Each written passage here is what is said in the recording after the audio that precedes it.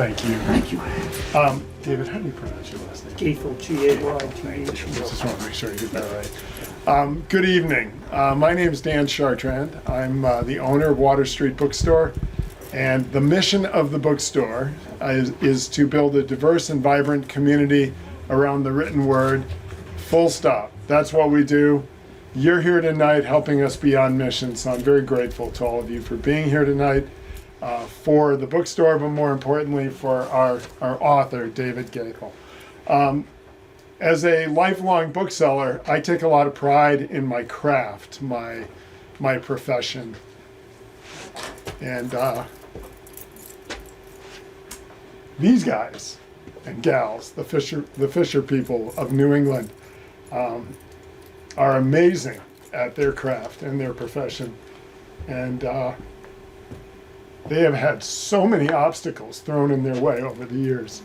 And I'm just so proud and pleased to have David here tonight to support him in talking about his craft and his profession that he loves. So please join me in welcoming David Goethel.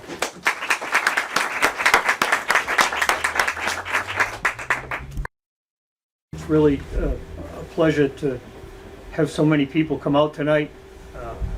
A lot of you I know, some I haven't seen in a long time, so this is almost like a class reunion, if you will.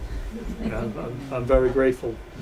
What I thought I'd do is I'd start with a reading from the opening chapter, because it kind of sets the tone of the book in terms of me as a character and the pace of the action. So you'll have to pardon me while I actually read. So the title is entitled, Stay With Me. You never die the way you expect to. This is what I assumed would be my last conscious thought as I hurtled from the tailgate of my truck towards the pier and boat some 20 feet below. I am, or was, a commercial fisherman, unloading my boat using a hoist at the Hampton State Pier in Hampton, New Hampshire, on a bright, sunny, early fall afternoon on September 15th, 2010. My boat is a 44-foot Stanley stern trawler, custom built for me in the winter of 1982. My name is David Goethel, and I am the owner-captain of this vessel. We were participating in the Silver Hake, which is locally called whiting fishery, and had completed unloading our whiting on the other side of the harbor at the Yankee Fishermen's Cooperative some minutes before. We were now unloading 15 100-pound boxes of mixed sea herring and red hake to be trucked to Portsmouth, New Hampshire to be sold for lobster bait. This was a routine occurrence, performed thousands of times over the years. So what went wrong? Well, to explain, the reader needs to understand the layout of the pier and hoist. The pier is a steel bulkhead made of steel sheet piling driven into the mud at the edge of the harbor. There are floats which ride on the pilings against the sheet piling. The floats are 4 feet wide and have a narrow ramp at one end for people to access the parking lot that abuts the sheet piling. There are ladders roughly every 100 feet, but they are wood and the rungs are held in place with rusty nails which no one trusts. A fisherman had been hurt several years ago when halfway up the ladder, he grabbed a rung that pulled out, sending him crashing to the float below. In fact, the whole system was run down, having been built in the mid-1970s and having received no serious maintenance since. On the top edge of the sheet piling was a 12 by 12 wooden beam bolted to the steel. This likewise was in poor shape and wobbled back and forth if someone stood on it.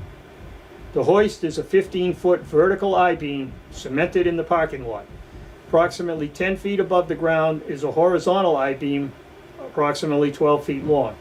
There is a trolley mounted on the lower edge of the beam to which is attached an electric chain hoist capable of lifting 1,000 pounds. The hoist is powered by a 220-volt electric motor whose wires run by conduit up the beam. The up and down control for the hoist is at the end of a 15-foot cord, allowing the user to stand in the nose of his truck or well away from the edge of the pier. The horizontal beam is mounted on a swivel pin so that the arm can either swing out to pick things off the boats or swing towards the parking lot to place items in vehicles. The fishermen had tied a length of rope to the end of the horizontal arm so they could pull the arm to the desired position. Unfortunately, someone, maybe a fisherman, a recreational boater, or a teenager using the hoist as a swimming device, had pulled on the cord, which broke the wires to the control. This happened frequently, and the state had cut the wire back and remounted the ends. This time, the person cut about 9 feet of wire, shortening it to a dangerous length. Numerous fishermen had told representatives of the state that this was an extremely dangerous situation and someone would get hurt. I drew the short straw. September 15th was right at the time of full moon. On full moons, the gravitational pull exerted by the moon is at its strongest. Thus, the high tides are extremely high and the low tides extremely low. The tide was 2 feet lower than normal, making the distance from the tailgate of my truck approximately 20 feet instead of the usual 15. Either way, it was a long ways to fall. We had successfully unloaded 2 lifts of 3 boxes each when the hoist swung out and the control dangled out over the harbor. I went to reach for the control with my right arm and missed it. The momentum of my arm coming down caused me to lose my balance and begin to fall. In a last-ditch effort to save myself, I tried to land my feet on the 12x12. It pivoted out towards the harbor and my fate was sealed. Applying simple gravitational physics, it took me a little over a second to reach the float. That does not seem very long, but your mind races and time seems to slow down. I had seen recreational boaters' watermelons roll off the edge of the pier to the float below. Near low tide, the results were always the same. An explosion of red and green. I assumed the same would happen to my head. While falling, I thought about my wife and kids and this unexpected turn of fate. Then, bam! Everything went black. What follows is what I was told by several different people involved in the aftermath of the fall. I remember nothing of this period to this day. My crewman was named Jeff Emerson. He had worked at the Yankee Co-op unloading fish while going to UNH to study engineering. He had never fished, but took a job on the Ellen Diane when the last crew disappeared. Jeff had no experience dragging and at first got very seasick. However, he was tough and determined. Through proper medication and plain willpower, he overcame the sickness and learned the job.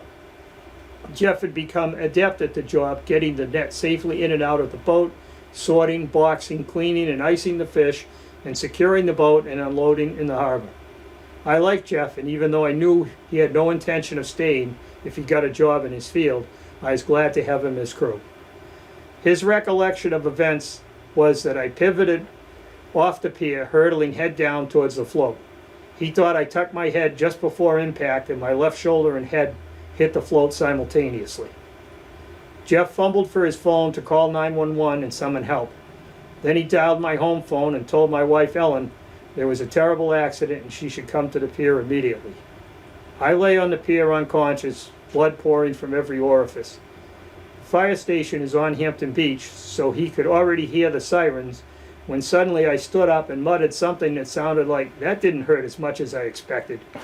Took several steps and passed out again. Now Jeff was truly scared. The boat was tied securely against the pier, which meant I could not roll off into the water. However, I had almost staggered to the stern of the boat. We had practiced what to do in a man overboard situation, but had always assumed the person being rescued could aid in that rescue. Should I enter the harbor unconscious with God knows what kinds of injuries, he would be forced to jump in and try and hold my head above water until help arrived. Just when he figured things could not get worse, I staggered to my feet again and went about 10 feet past the end of the boat before collapsing. This time I stayed out for about 20 minutes. When I first came to, I assumed I was dead. I was trying to ascertain whether I had taken the up or down escalator. My first thought was I must be in hell. It smelled like sulfur, i.e. brimstone, and I could hear a boat running. I was quite sure there would be boats in hell because the damn things never ran right, and you could spend eternity trying to fix them. The pain was unbearable, and it sure seemed like eternity was going to be a long time. Still, it could be heaven, because lots of people like boats, and there was nothing finer than a beautiful summer day on the ocean. However, St. Peter had some serious work to do cleaning up the entrance to the pearly gates, and I did not see anybody with wings. So, I must still have been on Earth, which meant I was alive. And it goes on from there. So that gives you an idea of both the pace and the action and the stories. There are literally hundreds of stories in this book. So what we've done is put together a PowerPoint of pictures that are in the book. The pictures are in black and white because the quality of some of the pictures wasn't good enough to print. So some of these are in color. All of them are in color, but they're a little grainy. So we just kind of let you know in advance. I want to talk about this first one and mention one of my crewmen who's sitting in the very back of the room tonight, Gary, because it was his idea that we needed a chart to give people an idea of where we were. Even though he fished with me and knew a lot of these places, my screen just disappeared. Just tap it on. Yeah. Uh, There it is. Oh, good. It just goes to sleep. No, it's not the screen I wanted. Okay, we're gonna call the technical department for a minute. There you go. Gotta tap it a few times. Warning, the hammer's coming out. So, this is a nautical chart of the area basically off of Hampton. For reference, for what you can see, Portsmouth is in the upper left-hand corner. The Isles of Shoals are about a third of the way across the upper left. Hampton's 2/3 of the way up on the left-hand side. Cape Ann, Massachusetts is in the lower left corner. And the very far side of the chart on the right is all Jeffrey's Ledge. And there's a lot of names on here, and when you read the book, you'll be able to read the names. Some of them are quite colorful. Some of them date back who knows how long. For example, we don't know who Jeffrey was that Jeffrey's Ledge is named after. Yeah. But he was around a long time ago. And some of the names are interesting. I'll just mention one. It's in about 2/3 of the way up on the left-hand side, and it was actually named while I was fishing. We predate all the fancy navigational stuff that exists today. I navigated with a compass and a watch. You ran a compass course, you knew your speed, you knew how far you had to go, and you ran out your time, and you should be there. But some of those places we fished aren't as big as the area you folks are sitting in, the top of them. They're very small. We had landmarks, which is a form of navigation, triangulation, but you had to be able to see the land. And it's foggy, it's cloudy, it's rainy, whatever, you can't see it. So sometimes it takes a long time to find one of these places. And somebody got fed up one day, and they finally found the high spot of this little hump, and they took a cement block, tied some rope to it, tied a Clorox bottle on the end of it, threw it overboard. And to this day, it's still called Clorox. So, Yeah. there are lots of stories like that. And we're a community on the water. You folks are a community on land, Exeter, Hampton, whatever. But my community is what's on this chart. And the people that live in this community go back to different ports up and down the coast. They come from as far away as Portland to the north and Boston to the south. And so we all fish together, but most of us don't know each other other than a voice on the radio. And it was always interesting when I was in fishery management later on, somebody come up, they'd say, "Hey, do you remember me?" And I go, "I have no idea who you are." "Oh, I talked to you with, and because the voices, the radios change the voice, you don't recognize people's voices sometimes. So it's just interesting. And I think that community on the water aspect is very important because, we all strive for the same thing, and that's to feed America. So here's a picture of me running a party boat at Eastman's. I started my career there. Eastman's is in Seabrook, for those of you who don't know. I started my career there in 1967 when I was 14. And through a quirk of fate, which was called the Voting Rights Act in 1972, I believe it was, they lowered the age of the voting age from 21 to 18. but they also lowered a whole host of federal age requirements, and one of them was to sit for an ocean operator's license to carry passages. And because I had started so early, and you need a lot of time at sea, and you have to prove it to the Coast Guard to even sit for the test, I actually had time to spare at 18. And I took the test, and it's a story you're gonna have to read, but the Coast Guard did not think I should have a license, let's put it that way. They tried everything in their power not to give me one, but I walked out of there with a license at 18. And because I started so young, I was the youngest captain in the fleet for a number of years. And it put a lot of strain on me as a person, because, you know, now I probably look like a captain. You know, I'm old, I got white hair, I got a beard. When I was 18, I had blonde hair. I couldn't even, you know, I had peach fuzz. There wasn't a way in the world I was growing a beard. And people would, no matter how much fish I caught, people were always convinced that if they'd have gone with somebody that was older, they would have done better. So that fueled this really competitive force that stuck with me pretty much all my life, because I constantly had to prove myself. So when we weren't party boat fishing, we were tuna fishing in the fall. It was a way to augment our income. But people now, you know, you watch Wicked Tuna on TV or something, and you think these fish are worth a fortune. Part of that's distortion done by the show, but the fact is that, you know, these fish weren't worth anywhere near then what they are now. For example, these two fish here were sold for a combined average of 25 cents a pound. And we, in the 70s and the 1970s and 1980s, only half the fish we sold was sent to Japan. The rest were sold to a cat food cannery in Maryland for 10 cents a pound.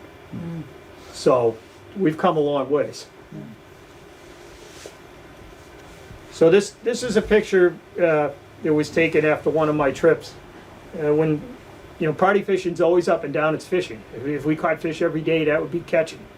And this is fishing. And when it was good, like in this photo, and these fish are all over 25 pounds, some of them are as big as 50, they're cod. You know, I was a hero. Everybody wanted their picture taken, you know, slaps on the back and whatnot. When the fishing wasn't as good, I was the villain. I'm the guy laughing second from the right, probably at the irony of the whole thing. So, after becoming a proud father in 1980, in 1981, this was the first boat I owned. This is called a 24-foot Eastporter. It was built in Eastport, Maine. And it's a bow picker gill netter. The device on the front of the boat is the hauler for the gill nets. Gill nets are stationary nets set across the seafloor, hauled daily by the fishermen. After a couple of winters, I knew this was not the type of fishing I wanted to do for the rest of my life. There was no heat, and you pick fish barehanded.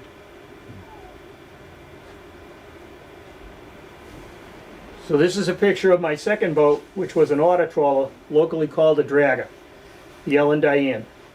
When I brought it down from Hall Quarry, which is a small port near Bar Harbor, Maine, our entire harbor here in Hampton and Seabrook showed up to inspect and gossip while we rolled the net on. I count 8 dragger captains here giving advice.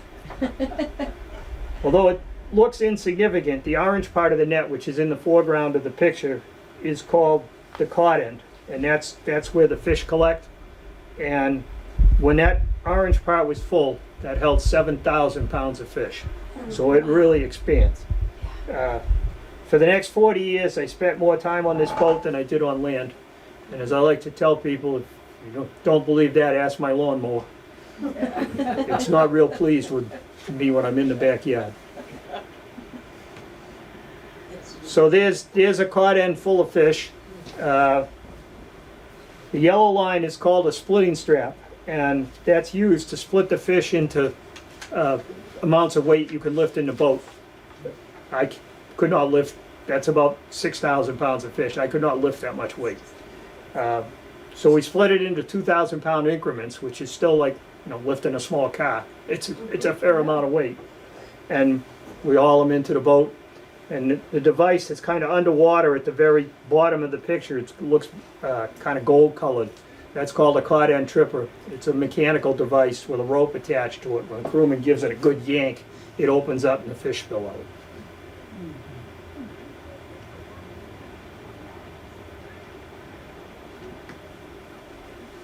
So one of the things we noticed when we tried to find pictures to populate the book was, for all the years I fished, we didn't really take too many pictures. And I thought about it, and that's because we were always fishing. You know, we were busy. And so this is a 127-pound cod, but it's not the biggest one I got. I actually got one that was 156 and a half pounds or thereabouts. It's a calculated weight. And there's an excellent story in there that'll make you howl with laughter about getting that weight in the truck when we unloaded. But I just thought it was interesting that we really don't have our job that well documented. And that was certainly a mistake on our part. So here's a 800-pound tuna. And that's my oldest son, Eric, and he's trying to elbow the tuna out of the way. I don't think he stands much of a chance, but that was Eric and his engineering ways. He was an engineer at a young age. You know, so we're going to apply mechanical force and move this so I can get my picture taken. And he ended up an aerospace engineer and tugboat captain. So this is not my largest tuna either. This is, like I said, about 800 pounds. My largest was caught off of Provincetown, Massachusetts, with Gary's friend Bill, who went with me. It was 1,170 pounds, and there's 3 or 4 stories in the book. A couple of them are riotously funny, a couple of them are pretty serious about that tuna trip. Again, it's the same thing. We didn't even take a picture of the fish. It was just another fish we unloaded to another fish dealer who took an electric saw to it, and off it went to market. But it turned out to be the biggest one that I have gotten, at least so far. Never know. So here's my 2 kids, Eric on the left and Daniel on the right. Eric's intently checking out the winch, trying to figure out how it works, because that's the engineer in him. And Daniel just reveled in the fish. He crawled over them, he picked them up, he slapped them. He just loved fish. And Daniel now has a PhD in fisheries biology and is a stock assessment scientist in Juneau, Alaska. One of the things I'm most proud of is my involvement in cooperative research. A good fisherman is instinctively a scientist at heart. Fishermen and scientists working together to answer scientific questions are 2 sides of the same coin, yet many in each group would never admit it. There's still a big chasm between the 2 groups, and again, that's explained in the book. How it got started in New England goes way back to a virtual population analysis of bluefin tuna, but it persists to this day. It's been over 50 years, and I don't think it's going away anytime soon. And in this picture, we're actually tagging fish. That's one of the things I've been very interested in, is determining the stock boundaries, accurate stock boundaries. For example, there's currently considered to be 2 stocks of cod, George's Bank and the Gulf of Maine. Everything from Cape Cod to the south to New Jersey is George's Bank. The Gulf of Maine, as the name implies, is the Gulf of Maine. But through work with a number of scientists at UNH and other schools, we've actually determined there's 5 stocks of cod. And so that will change the stock assessments dramatically and hopefully make them better. Okay. This is the New England Fisheries Management Council when I was on it. I was on it from 2004 to 2013. I like to tell people these are the 17 people everyone in New England loves to hate. They set management measures, closed seasons, quotas, gear restrictions for both the commercial and recreational federally managed fisheries. Hopefully this is the last time you'll see me in a tie. I am second from the left in the front row. And you'll notice the tie's not on right, but that's par for the course.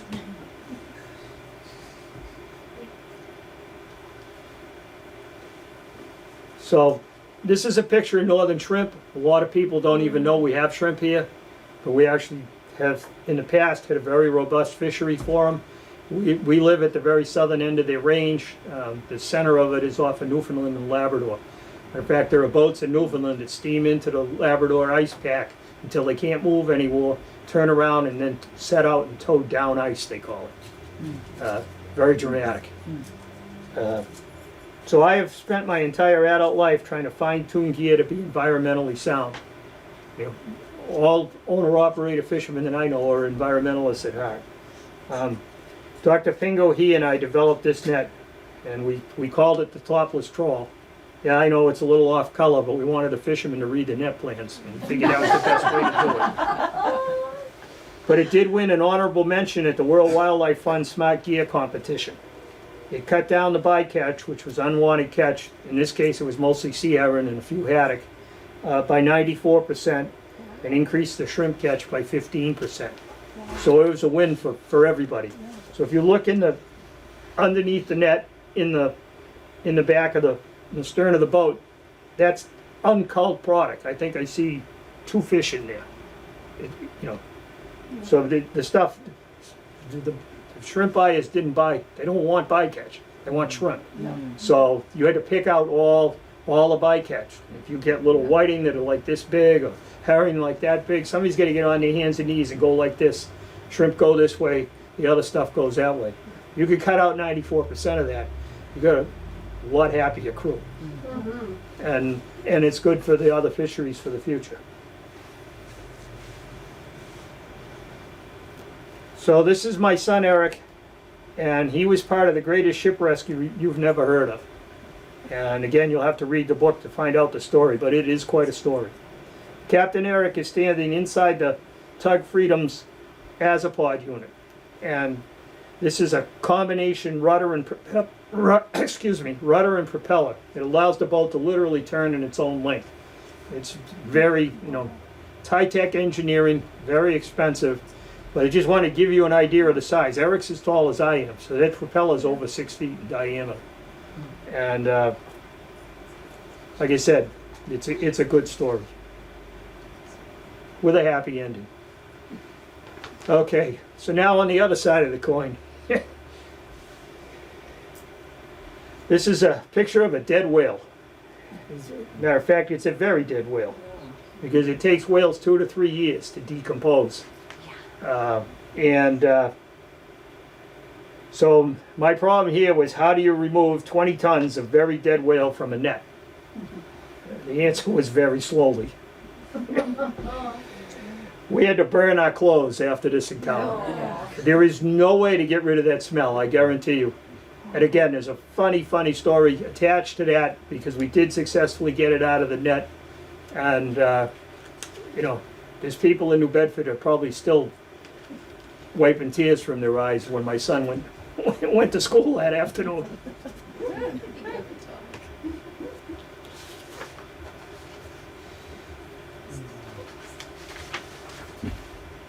So here's another picture of Dan. He's the one in the corner by the stern, and another crewman. He's reveling in a bin of fish. He literally used to go sit in the fish. I mean, he just loved it. And these are whiting. And he used to leave a trail of scales from the boat to my truck to the shower to his bed. And again, note the lack of bycatch in this. That's whiting. It's just about pure whiting. This is from a bycatch reduction net called a raised foot rope trawl. So another success story in eliminating fish you don't want to catch. But I did not invent that. I just use it. So commercial fishing is one of the most dangerous jobs in the world. Crew constantly have to be on guard to protect themselves from the gear and the elements. Here we are lifting in 2,000 pounds of whiting. The crew are agile enough to keep from being pinned to the rail as they pull the caught end tripper rope, which I described earlier, on this strap bag full of fish. So that right there is a little over 2,000 pounds of fish. And they're trying to wait for the net to steady up so they can grab the dripper at the right moment, and as it swings away from them, they pull back and whoosh, everything drops in the bin.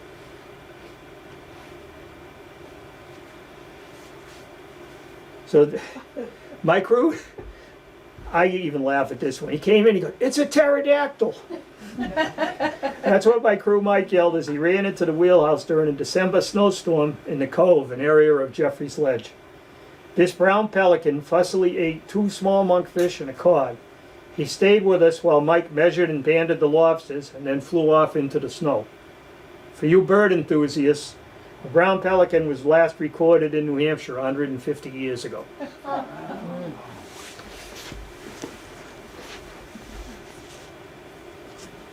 So like the family farm, a fishing boat is a family business. My wife Ellen would end up shoveling fish when the crew didn't show up. Note the luminous smile and the oversized rain gear. I cannot say enough about the importance of fishermen's wives. They are the glue that keeps the whole enterprise together. And it's not just my wife, it's up and down the coast. Again, I can't say enough. So during COVID, fishermen were considered essential workers. The public learned that fishermen feed America during COVID. It was really rewarding to be finally thanked for what we do. We caught this 60-pound halibut during that period. And as my 2 crewmen, Eric and Matt, when we unloaded this, there were people lined up across the parking lot at the fish co-ops, appropriately spaced 6 feet apart. It was in March, the wind was howling, it was like 20 degrees out. And they were all there waiting for us to get in to unload. And as the fish went in the back door of the co-op, and 20 minutes later, they came out the front, filleted, ready for people to buy. So that's what you call a short supply line.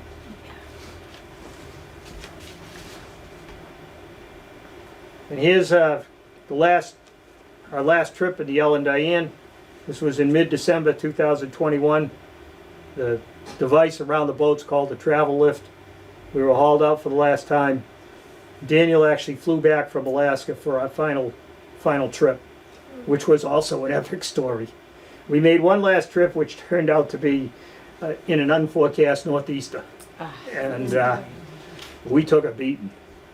But Daniel's in the lower left. I'm standing next to the boat, and that's what retirement's supposed to be. At least I thought it was. I haven't spent that much time doing that because I've been kind of busy. So that's the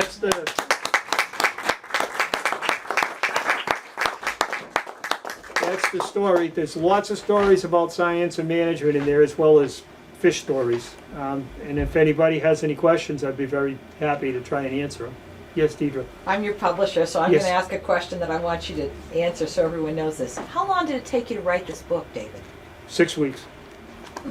Wow. I- You want I- something done, get a fisherman. Whoa. There's a little backstory to that. I was treated for cancer last year. That's why I sold the boat.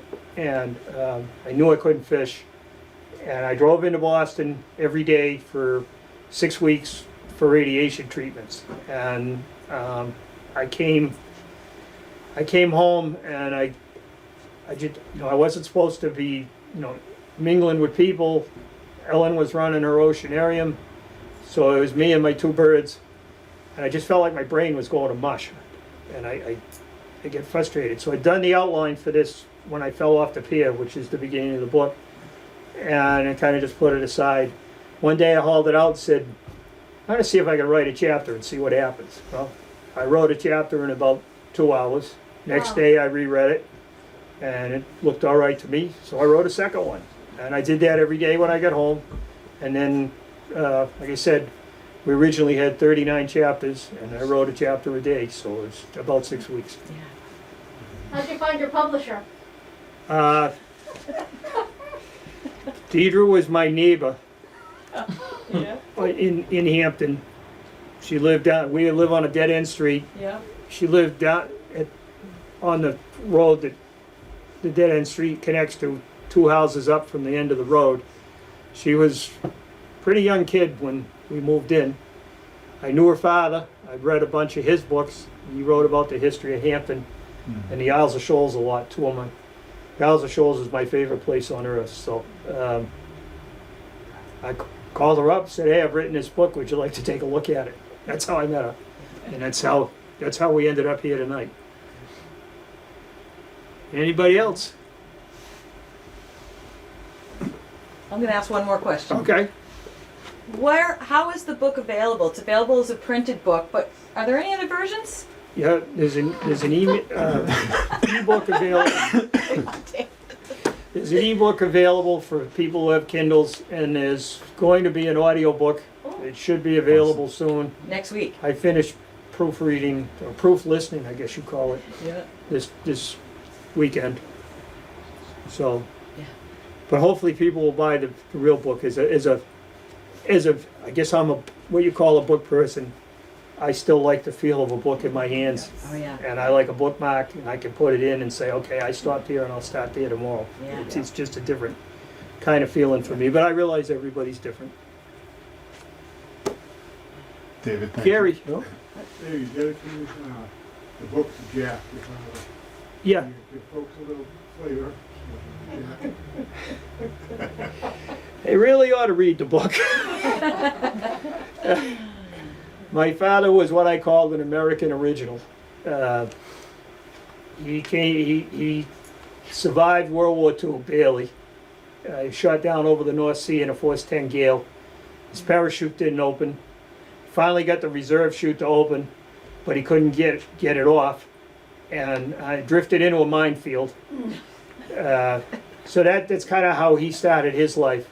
He was ultimately picked up by a British destroyer on their last pass around the minefield because they didn't think anybody could live that long in the water. In this day and age, he'd come home, treated for PTSD in a veterans hospital or whatever. He was put ashore in Southampton in England. A lieutenant, they call him in England, had given him his shoes, and it was the war. He didn't have any other shoes. And I found a letter after he died that he wrote that, Dear Goethel, at your earliest convenience, please post my shoes back to the vessel. It's frightfully cold out here without shoes. And I put him ashore and told him to walk back to his unit, which was a B-17 base. I have no idea how far away it was. But anyway, suffice it to say, he came home with some bad habits. Fifth of alcohol a day and 4 packs of L&M cigarettes. And yet he, put himself through school, the GI Bill, became a lawyer. Actually worked his way up in the John Hancock Company until they finally gave him a choice of either quit drinking or leave. So he left. And he had 3 wives. At the same time. Kind of. There was also a dissent there as well in the talent department. And when he left, he said, good, now I can go fishing with you every day. So he showed up every single day for the next 25 years, and I was the entertainment committee. And but one of the people I worked for, again, this is a story in the book, he was a member of AA, and he told him he could go on the boat. He was a captain, I was a crew working for him in the winter. He told him he could go, but he had to go to a meeting with him every day when they get in. And it worked. They actually got him sober. And then about 4 years after that, he quit the cigarettes. Some of the other stuff, not so much. And again, you could read about that, but he is literally an American original. He was down, I had to co-sign, he owned a house over here next to the Exeter Hospital, a little fixer-up house, after wife number 3 had pretty well emptied his wallet. And a little tiny house, wasn't worth hardly anything, but he didn't have enough money to take out a mortgage. I had to co-sign it as a guarantor. So that gives you an idea of how far he fell. That was kind of like rock bottom. But 5 years later, he started buying penny stocks because he'd been a gambler all his life. And pretty soon he had the house paid off and had enough money to live on his own. So he's quite a character. Anybody else? I can't really see the back, so Okay. Well, very good. Thank you, everybody, and David, thank you so much. David.